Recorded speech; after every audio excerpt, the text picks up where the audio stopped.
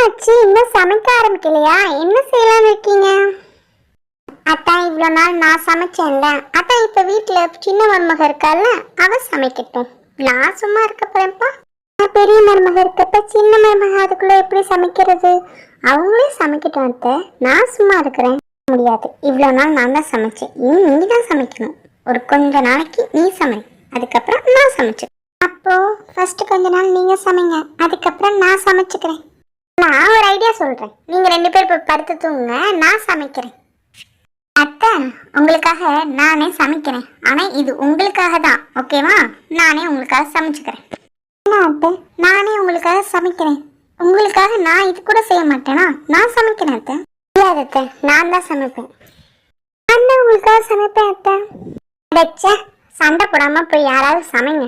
பேசாம 2 பேருமே போய் சமைங்க. யார் சாப்பாடு நல்லா இருக்குன்னு நான் இப்ப பார்த்து சொல்றேன். ஃபர்ஸ்ட் நான் சமைக்கிறேன், அதுக்கப்புறம் நீங்க சமைங்க. வீட்டோட மூத்த மருமக நான் தான் ஃபர்ஸ்ட் சமைப்பேன், அதுக்கப்புறம் நீ சமைச்சுக்கோ.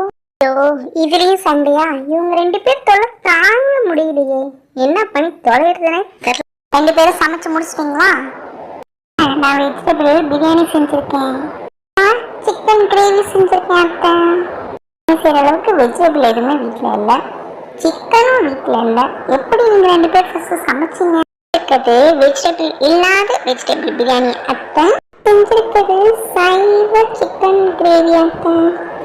நம்ம 2 பேரையும் சமைக்க சொன்னது ஏன் தப்பு தான். இவங்க 2 பேரையும் நம்புறதுக்கு பதிலாக பேசாமல் நம்ம ஜொமேட்டோவில் ஆர்டர் பண்ணி சாப்பிட்டுக்கலாம், அதுதான் பெஸ்ட்டு.